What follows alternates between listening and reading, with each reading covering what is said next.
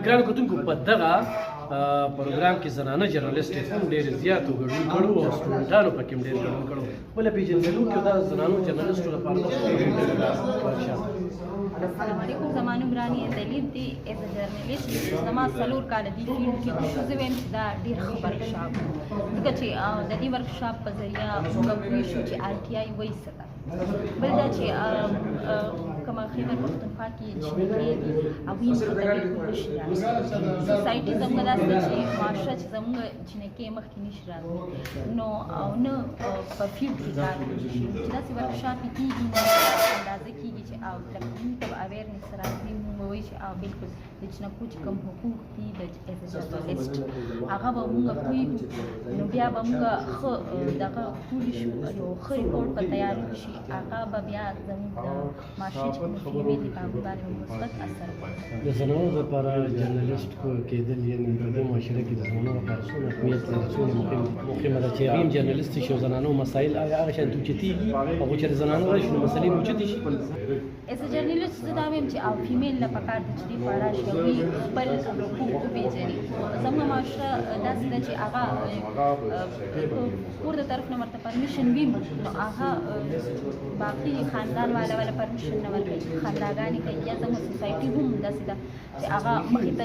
فیمیل نه وي. پکار ده چې راشي بلکل پکار ده چې زنانه مخې ته راشي. ګرانو کتونکو په دغه 2 ورځني ورکشاپ کې محبوب جبران صاحب چې هغه راسره خو موجود او لیده کاته هم ورسره وشو او ډېر څه مې زده کړل او کارونه هم ورته پرېښودل. د دې نه بس ځینې زموږ به نور ورمخکې لا کارونه هم کوي خو دغه ورکشاپ زموږ دپاره څه خو چونکې د دوی ډېر زیات ایکسپیرینس دی. زموږ داسې نوي کول پکې راغلي سټوډنټان یې پکې راغلي په دې ورکشاپ مسلو آینده وختونو کې موږ ته څومره ضرورت دی. خان صاحب خبره داسې ده چې تربیت په هر دور کې وي، په هر لیول په هر تربیت ډېر زیات اهم څیز دی. کومو ادارو کې چې نوي ترجیحات هغوی په حواله باندې ټریننګ تربیت راځي دا هغې سره څو چې زموږ هنر او سکل چې کوم موږ زده کړي هغه نور زیات رسته شي،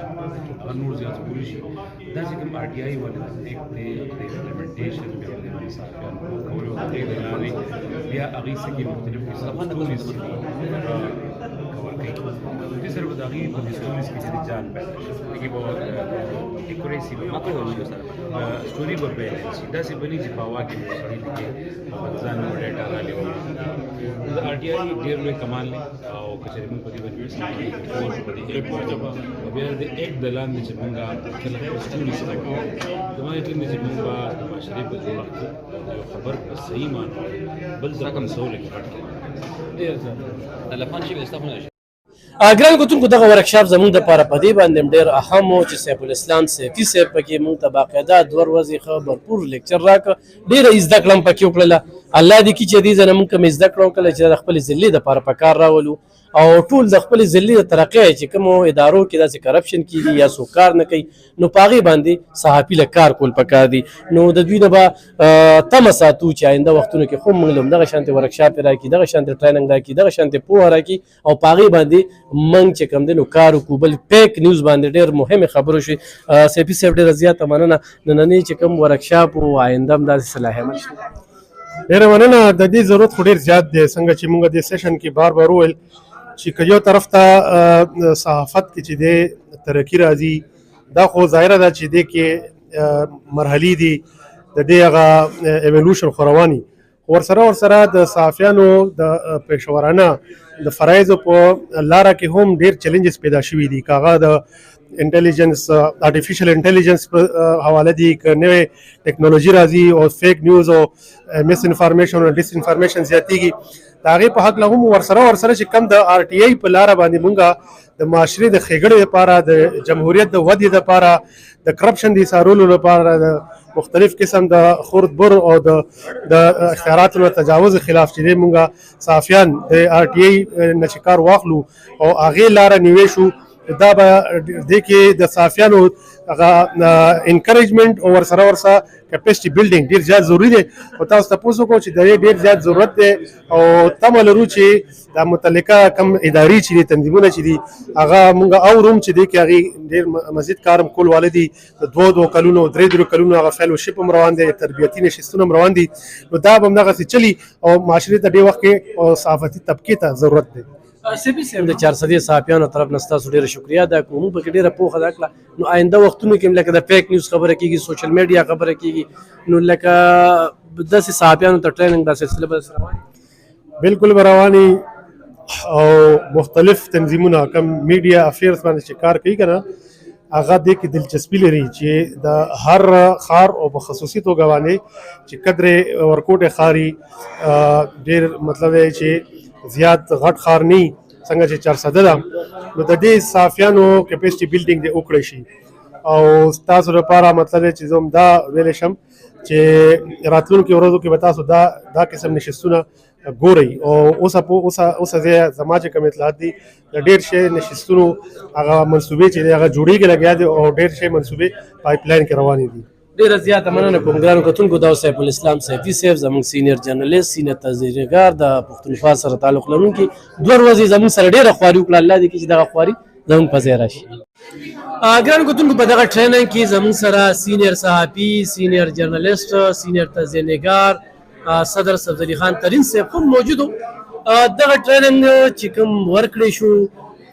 د 400 صحافیانو ته نو دوی په څه تاثر کوي یقینا دوی په اخره کې چې کومې خبرې وکړلې صحافیان هغه شانتي اوس نه دي څنګه چې مخکې صحافت د سوشل میډیا په وجه باندې بلکې شړ شوي دي نو دوی په څه نظر کوي او 400 صحافیانو ته به د دې نه څه پیدا وي ډېره زیاته مننه چې څه به وایي بسم الله الرحمن الرحیم علم خان وایي څنګه چې تاسو ته پته چې سی پی ډي آی او انډیویجوال لینډ دا کوم ارګنایزیشن دی د هغوی د طرف نه دلته په پېښور کې دا 2 ورځې یو ورکشاپ و په هغې کې رایټ ټو انفارمیشن بنیادي څیز دا و چې په هغې باندې لومبۍ ورځ باندې زمونږ ټریننګ وشو د هغې حوالې سره چې کوم سیفي ټرینر و هغه ډېر زیات په ډیټیل او په تفصیل سره موږ پوهیږو تیقنونو که لکه زه په خپله د دې د افادیت نه غوسه نه څه خبر وم خو یو پریکټیکلي موږ دا یو عملي طور دا کار نه کړی دلته خو یو موږ ته دا پرېږده وشوه چې یاره دلته موږ باندې پریکټیکلي کار هم وشو موږ ته یو اسایمنټس هم راکړل چې یاره تاسو به لاړ شئ په دې باندې بس سټورۍ وکړئ نو هغې سره چې د هغې کوم فضایل یا دغه فایدې موږ واورېدې نو یو خدای چې زموږ دې کار سره لږ شوق پیدا شو خصوصا انویسټیګیټ او ریپورټینګ داسې دی چې دا په شوق باندې کېږي ځکه دا ټایم اخلي محنت هم اخلي او بل دا یو سټوري چې ستا چاپ شي یا په میډیا باندې په الکترونیک میډیا یا په ریډیو هم چلیږي یا په سوشل میډیا د هغې ډېر لوی ویټ یو ډېر زیات خلک خوښوي نو موږ ټولو له پکار دی چې انویسټیګیټ او ریپورټینګ اړخ ته لاړ شو د روټین چې کوم خبرونه دي خو تم ورکې موږ هم ورکو ټول خلک کې ورکو خو اصل څیز دا دی چې انویسټیګیټ او ریپورټینګ چې دی د هغې امپیکټ چې کوم